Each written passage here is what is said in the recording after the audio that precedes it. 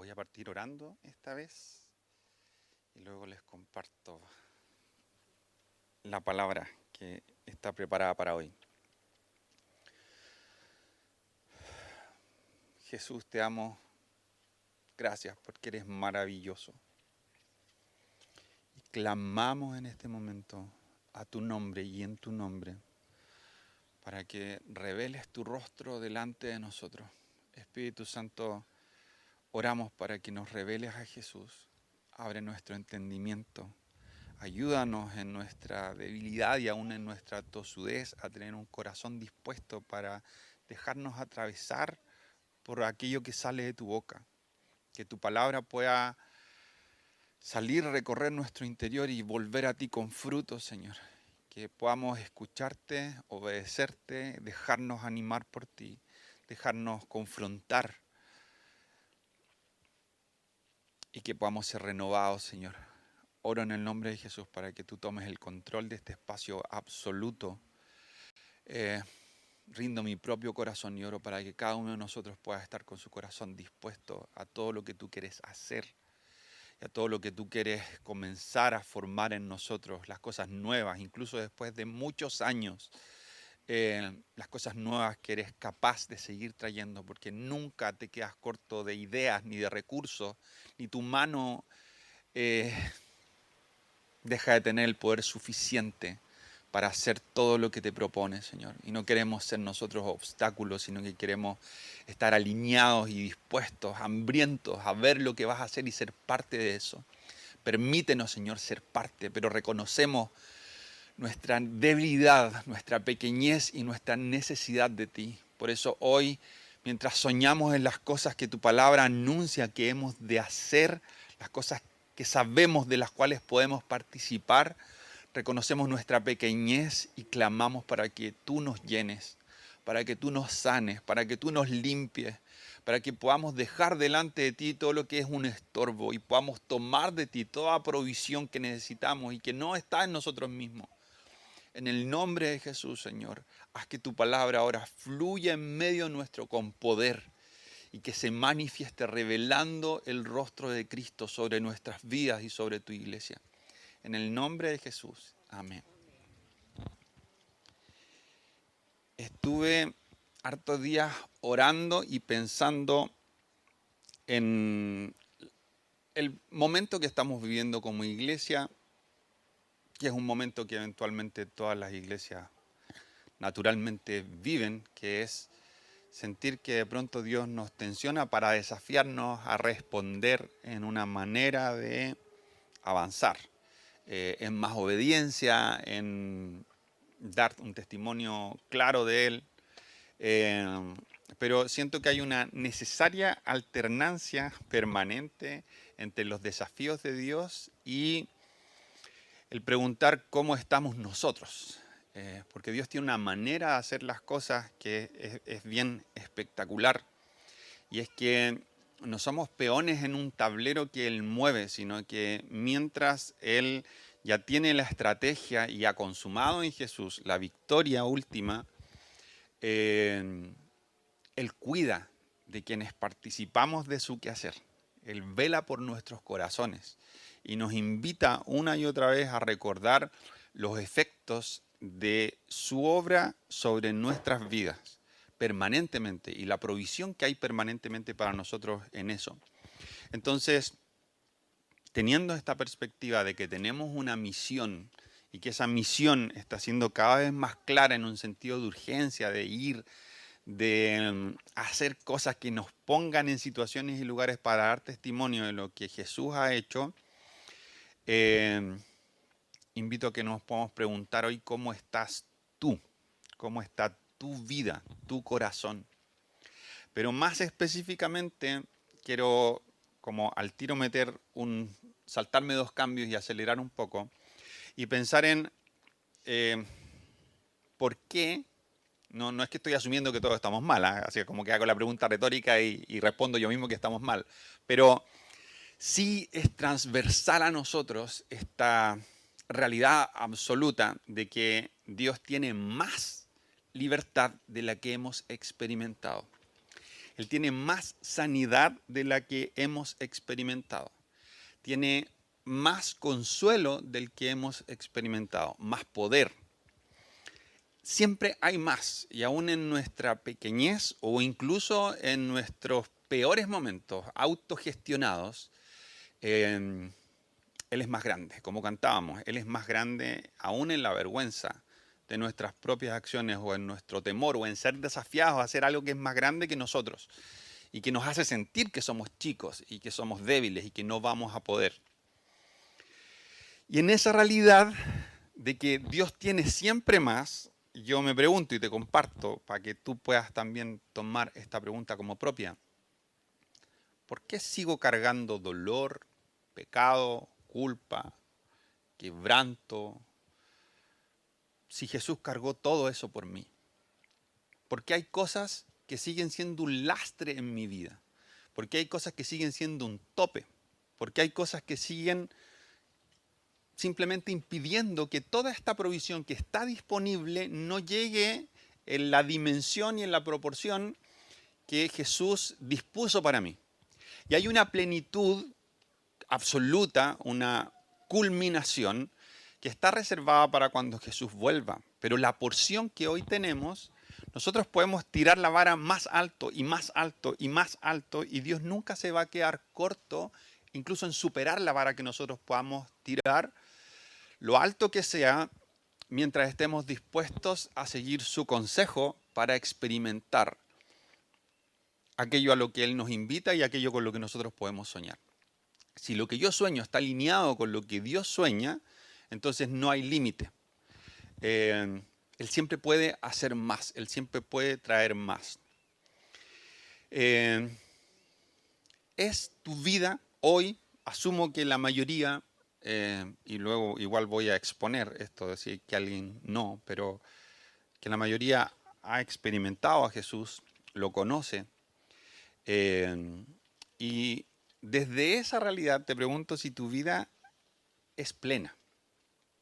Si tú tienes esta convicción de que esta promesa de Jesús, de que en mí van a tener vida abundante, es realidad en ti. Quizás más concretamente o más coloquialmente, ¿estás viviendo la vida que quieres vivir? ¿Tu vida tiene ese sentido de propósito? ¿Ese sentido de que es una vida que vale la pena ser vivida? ¿Tú desearías que la vida que estás viviendo o el tipo de vida que estás viviendo la viva la persona que más amas? ¿Que vive una vida como la que tú estás experimentando? Si la respuesta es no, te invito a preguntar ¿por qué no? ¿Qué cosas hacen que tu vida no sea esa vida plena que Jesús ofrece? Porque yo no tengo ninguna duda de que Jesús no falla, no se equivoca, no miente, no se queda corto. Si Él dice que seguirlo a Él implica vida en abundancia, si Él ha venido para eso y yo tomo de lo que Él ha venido a dar, entonces el fruto sobre mi vida debe ser una vida abundante. Y si no estoy viviendo esa vida abundante, no lo siento así, no tengo convicción de que estoy viviendo la vida que vale más la pena vivir, algo necesita ser removido, algo necesito aprender, algo necesito que Él me dé, pero ese algo puede quitarse, puede aprenderse, puede recibirse, porque Jesús es fiel a sus promesas, Él siempre cumple lo que dice.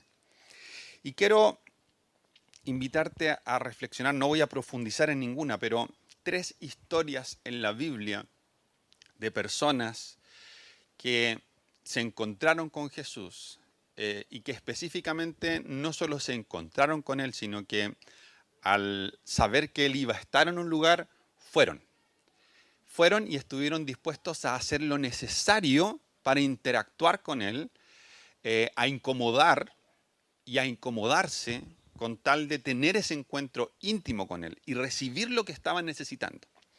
Esa de partida es la clave de lo que quiero invitarte. Pero va así primero.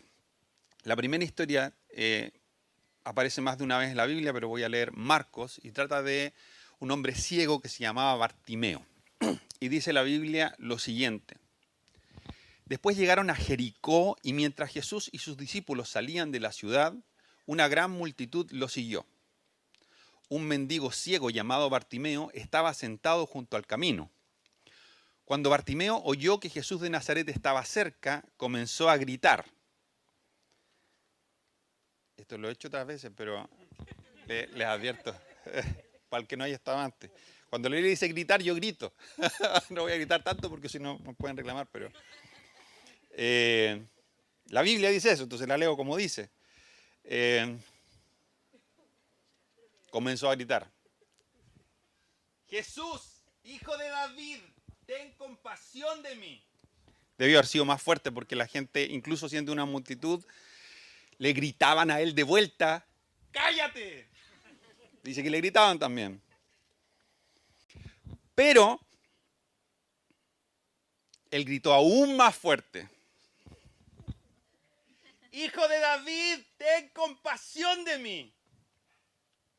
Y cuando Jesús lo oyó, se detuvo y dijo, díganle que se acerque. Así que llamaron al ciego y le dijeron, anímate, vamos, él te llama. Bartimeo echó al lado su abrigo, se levantó de un salto y se acercó a Jesús. Y este es el título de la prédica. Jesús le dijo, ¿qué quieres que haga por ti? Mi rabí, dijo el hombre ciego, quiero ver. Y Jesús le dijo, puedes irte, pues tu fe te ha sanado. Al instante el hombre pudo ver y siguió a Jesús por el camino. A veces damos por sentado que estas promesas de la Biblia de cosas que Él asegura que están disponibles para nosotros, dado que la Biblia enseña acerca de la gracia y la gracia implica que es un regalo, o sea, es gratis, lo hacemos un sinónimo de que no tenemos que hacer nada. Como es gratis, no tengo que hacer nada. Y la verdad es que si, no sé, pues dicen que están regalando iPhone, el último, gratis, en X parte del centro, mucha gente va a correr y va a sortear los obstáculos que sean necesarios para llegar de los primeros y agarrar 15 y revenderlos, porque son chilenos. No vamos a reparar en que el camino lleno de obstáculos niega la realidad de que sea un regalo. Voy a correr 15 cuadras, voy a saltar 15 cercos, voy a cruzarme delante de los autos y no me va a importar y no voy a ver que haya una contradicción en el hecho de que están regalando algo con la implicancia de que para mí representa un esfuerzo. No son cosas contradictorias. Lo que yo no tengo es plata para comprar ese teléfono, pero puedo hacer el esfuerzo de llegar de los primeros para recibirlo gratis. Y las personas que se encontraban con Jesús y lograban tener una luz de lo increíble que Jesús es, de lo impresionante que Él es, de lo maravilloso y de lo que Él puede hacer, estas personas estaban dispuestas a incomodar a otros y a quedar en ridículo o a que el resto pensara lo que fuera de ellos con tal de que Jesús los escuchara. Y Jesús a veces, esto parece raro, pero la Biblia lo enseña de varias formas, Jesús a veces incluso le ponía obstáculos a las personas para sopesar cuán determinado estaba su corazón para ir y encontrarse con Él. No porque Él no estuviese predispuesto de antemano a dar lo que sabía que las personas necesitaban, sino simplemente porque la Biblia enseña muchas veces que Dios es este Dios que se esconde para ser encontrado.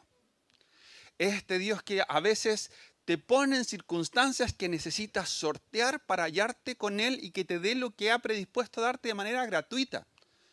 No es tu esfuerzo la entrada que pagas, es gratis.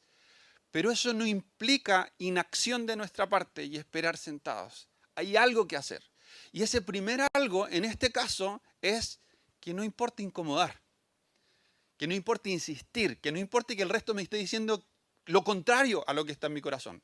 Yo veo que está Jesús y quiero ir donde Jesús y el resto me dice, no vayas porque lo que tú estás sintiendo o lo que estás viendo no es importante, estás molestando a Jesús.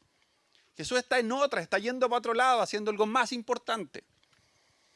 Pero él gritó más fuerte, porque tenía clara también su propia necesidad. Y cuando Jesús le pregunta, ¿qué quieres que haga por ti?, él le responde con claridad, quiero ver. Y Jesús le dice, perfecto. Pero también, quizás como la pesca milagrosa, está el milagro y luego está algo más importante, que es que este ciego siguió a Jesús por el camino.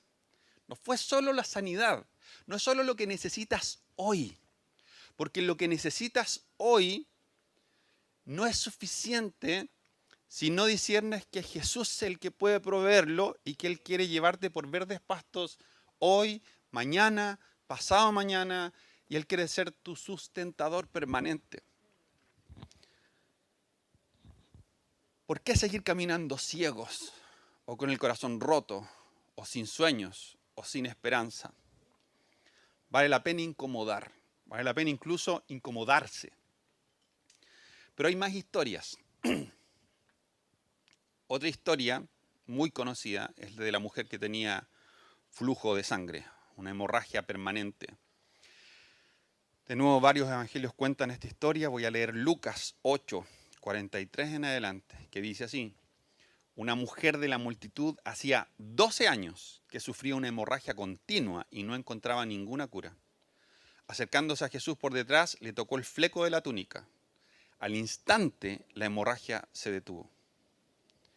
¿Quién me tocó?, preguntó Jesús. Todos negaron y Pedro le dijo: Maestro, la multitud entera te apretuja. Pero Jesús dijo: alguien me tocó a propósito, porque yo sentí que salió poder sanador de mí. Cuando la mujer se dio cuenta de que no podía permanecer oculta, comenzó a temblar y cayó de rodillas frente a Jesús. A oídos de toda la multitud, ella le explicó por qué lo había tocado y cómo había sido sanada al instante.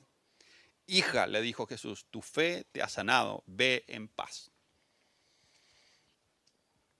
En la cosmovisión judía de los tiempos de Jesús, la gente enferma estaba enferma, ya sea por su propio pecado o por el pecado de sus padres, pero era considerada gente que no valía, eran descartados de la sociedad, parias. El ciego era una paria y esta mujer era 2 veces una paria. Primero por ser una mujer enferma, pero particularmente porque la hemorragia implicaba impureza religiosa. Y el tema de la pureza religiosa no solo tenía que ver contigo, con privarte a ti de participar de los espacios de adoración a Dios, sino que el contacto de cualquier persona con alguien impuro lo contaminaba también a él. Entonces, las personas impuras tenían que gritar. Tenían que gritar, viene un impuro, para que el resto tuviese oportunidad de alejarse. Y todo el mundo se alejaba. Entonces, esta mujer dice en otro de los pasajes paralelos donde se cuenta la misma historia, había perdido todos sus recursos y llevaba 12 años enferma, 12 años siendo impura, 12 años siendo excluida, 12 años siendo una persona que la gente corría en la dirección opuesta cuando ella aparecía. Pero ella está dispuesta a ir donde Jesús y exponerse. Está llena de miedo porque tiene muy claro que es una mujer excluida. Pero cuando Jesús la confronta, pasa desde el temor al testimonio, porque acaba de experimentar algo increíble y ella quería pasar piola, pero su fe la había movido a asumir ese riesgo y a meterse en esa multitud, que no podía porque ella debió haber gritado. Y Jesús la sana. Hay otra historia. Esta historia es más cruda, porque acabo de hablar de 2 personas que son marginadas, pero que al menos tenían una oportunidad. Porque la Biblia incluso cuando habla de los leprosos, que es como el paradigma de la persona impura en el Antiguo Testamento y aún en los tiempos de Jesús, la Biblia enseña un rito de purificación que debía llevarse a cabo cuando una persona era sanada de lepra o tenía una lepra temporal. En Levítico hay toda una descripción de los tipos de enfermedad que eran considerados lepra. Lepra no es solo una enfermedad, es un conjunto de enfermedades de la piel.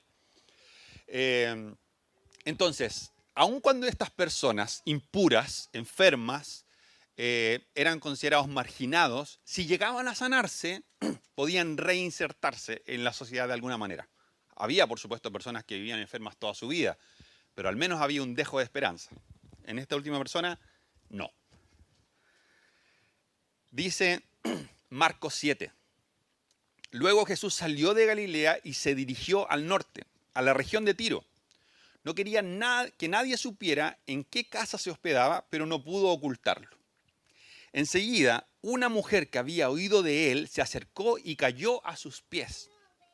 Su hijita estaba poseída por un espíritu maligno y ella le suplicó que expulsara al demonio de su hija.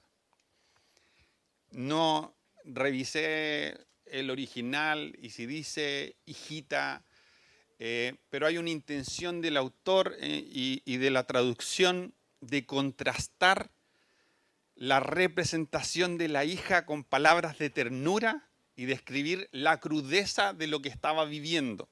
Su hijita estaba poseída por un demonio maligno y ella le suplicó a Jesús que expulsara a ese demonio. Como la mujer era una gentil nacida en la región de Fenicia que está en Siria, Jesús le dijo, era una mujer gentil. Si hay gente excluida en estos tiempos, es una mujer, que ya lo vimos en la anterior, pero más encima que ni siquiera era de Israel. Ni una posibilidad para esta mujer. Y Jesús le responde algo que suena terrible. Y dice así, primero debo alimentar a los hijos, a mi propia familia, los judíos. No está bien tomar la comida de los hijos y arrojársela a los perros. Uno siente la tentación de querer explicar por qué Jesús dijo eso, justificarlo. La verdad es que hay muchos pasajes de la Biblia que a veces uno quisiera, como por el temor de las malas lecturas, explicarlos a fondo para ver por qué no es lo que es, o por qué no suena como suena, o por qué el corazón. Pero la Biblia debe ser predicada completa, y uno no es abogado de Dios. Todo lo que la Biblia dice es lo que Dios ha querido que se registre. Y hay cosas que están registradas que no vienen de Dios. Por ejemplo, cuando habla la serpiente, está inspirado el registro, pero claramente Dios no inspiró a la serpiente. Sin embargo, aquí es Jesús quien habla. Y es fuerte leer esto. Primero debo alimentar a los hijos, a mi propia familia, a los judíos, porque no está bien dar la comida de los hijos y arrojársela a los perros. Pero la mujer respondió esto, es verdad, Señor, pero hasta los perros que están debajo de la mesa se les permite comer las sobras del plato de los hijos. Buena respuesta, le dijo Jesús. Ahora vete a tu casa, porque el demonio ha salido de tu hija. Cuando ella llegó a su casa, encontró a su hijita tranquila, recostada en la cama, y el demonio se había ido. Jesús conoce nuestro corazón y conoce el corazón de las personas. Él estaba dispuesto a hacer lo que hizo desde el principio, pero probó el corazón de la mujer, y la mujer estaba determinada a recibir de Jesús lo que entendía que solo Él podía darle. Y sorteó los obstáculos, y Jesús obró la sanidad gratuitamente.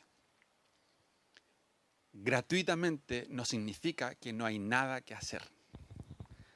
Hay que estar determinados a ir donde Jesús y sortear los obstáculos que sean necesarios para encontrarnos con Él. Y quiero leerte este pasaje. Esto es como el pasaje que explica todo lo que acabo de decir y quise leerlo al final para invertir simplemente la narrativa y enfatizar como la gloria de Jesús en medio de esto. Este es un pasaje profético escrito por el profeta Isaías más de 8 siglos antes de que Jesús viniera en carne y naciera como un hijo de hombre y de mujer. Y anuncia lo que iba a hacer Jesús en la cruz. Y dice así, Mi siervo creció en la presencia del Señor como un tierno brote verde, como raíz en tierra seca. No había nada hermoso ni majestuoso en su aspecto, nada que nos atrajera hacia él. Fue despreciado y rechazado, hombre de dolores, conocedor del dolor más profundo. Nosotros le dimos la espalda y desviamos la mirada. Fue despreciado y no nos importó. Sin embargo, fueron nuestras debilidades las que él cargó. Fueron nuestros dolores los que lo agobiaron. Y pensamos que sus dificultades eran un castigo de Dios, un castigo por sus propios pecados. Pero él fue traspasado por nuestras rebeliones y aplastado por nuestros pecados. Fue golpeado para que nosotros estuviéramos en paz. Fue azotado para que pudiéramos ser sanados. Voy a seguir leyendo, pero quiero repetir esa frase. Fue golpeado para que nosotros estuviéramos en paz. Fue azotado para que pudiéramos ser sanados. Todos nosotros nos hemos extraviado como ovejas. Hemos dejado los caminos de Dios para seguir los nuestros. Sin embargo, el Señor puso sobre él los pecados de todos nosotros. Fue oprimido y tratado con crueldad. Sin embargo, no dijo ni una sola palabra. Como cordero fue llevado al matadero, y como oveja en silencio ante sus trasquiladores no abrió su boca. Al ser condenado injustamente, se lo llevaron. A nadie le importó que muriera sin descendientes, ni que le quitaran la vida a mitad de camino, pero lo hirieron de muerte por la rebelión de mi pueblo. Él no había hecho nada malo y jamás había engañado a nadie, pero fue enterrado como un criminal. Fue puesto en la tumba de un hombre rico. Formaba parte del buen plan del Señor aplastarlo y causarle dolor. Sin embargo, cuando su vida sea entregada en ofrenda por el pecado, tendrá muchos descendientes. Disfrutará de una larga vida y en sus manos el buen plan del Señor prosperará. Cuando vea todo lo que se logró mediante su angustia, quedará satisfecho. Y a causa de lo que sufrió, mi siervo justo hará posible que muchos sean contados entre los justos, porque él cargará con todos los pecados de ellos. Yo le rendiré los honores de un soldado victorioso, porque se expuso a la muerte.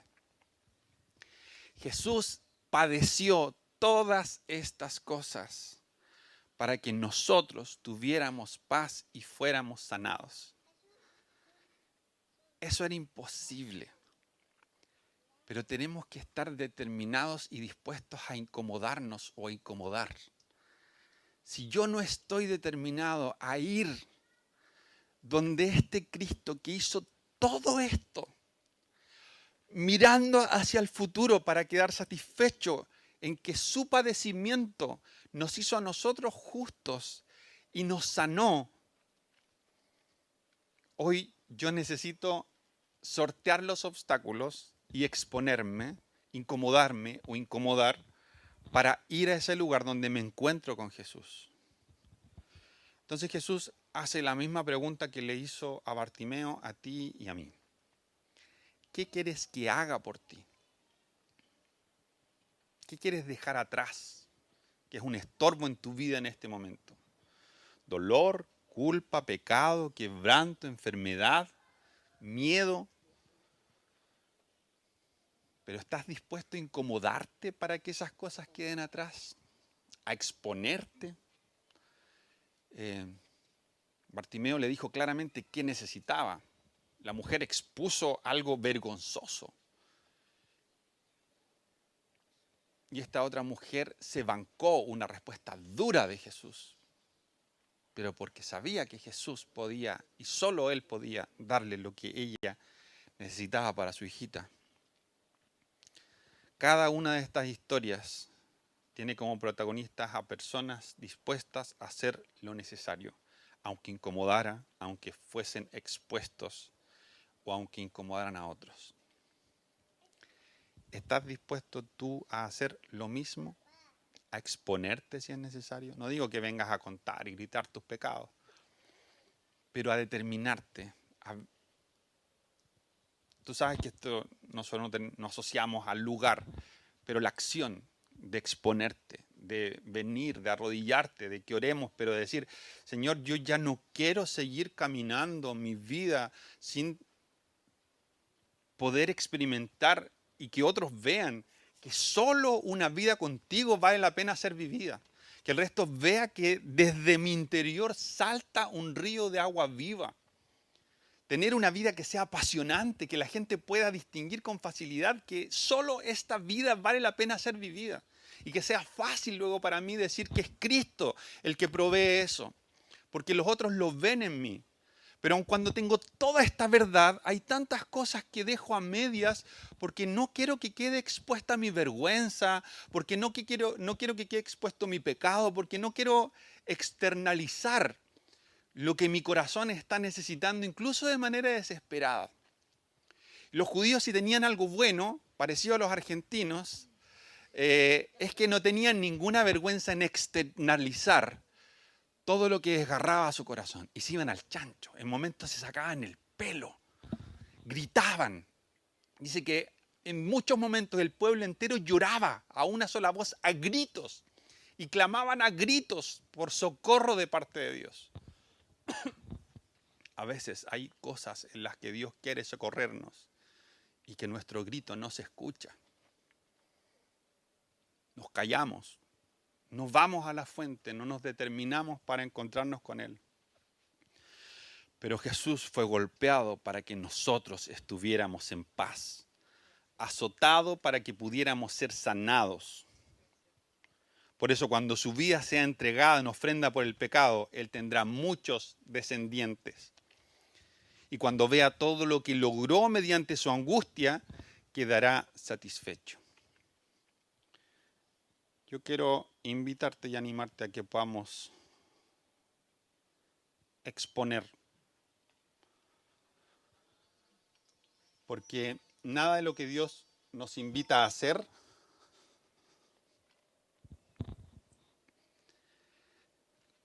está desconectado de lo que Él quiere hacer en tu interior primero y en mi interior. Seguimos siendo gente en muchos aspectos rota, gente débil, pequeña frente a los desafíos que Él nos invita a participar. Pero ese Jesús ha padecido lo indecible para que nosotros tomemos todo lo que está disponible y seamos sanos y estemos en paz. Así que, si tú tienes claro como Bartimeo, necesito ver. Si llevas mucho rato y ya no tienes esperanza y perdiste todo orando por una sola cosa y nunca se dio, como esta mujer que tenía una hemorragia constante, o si te sientes el más marginado de los marginados y piensas que tu historia no vale para nada, deja de mirar tu miseria y mira a Jesús, como esta mujer sirofenicia que no le importó ni siquiera que Jesús la confrontara, sino que lo miró fijamente a él y recibió todo lo que estaba necesitando para su familia. Te invito a que puedas pasar. Vamos a tomar un tiempo para esto hoy porque creo que es importante. No tiene sentido pensar en una iglesia que sale a ofrecer algo al mundo que no experimenta de manera profunda. Jesús no es un panfleto de que no te vas a ir al infierno. Jesús es el camino, la verdad y la vida. Mientras vamos a la eternidad con Él, esta vida solo vale la pena ser vivida con Jesús. Nada se compara a eso, nada. Y todo aquello de lo que tengamos que despojarnos para experimentar más de Él, solo va a producir más plenitud en nuestra vida. Aun cuando en momentos hay obstáculos, aun cuando en momentos haya que exponerse, aun cuando en momentos haya que incomodar o ser incomodado. Te invito, vamos a orar y vamos a clamar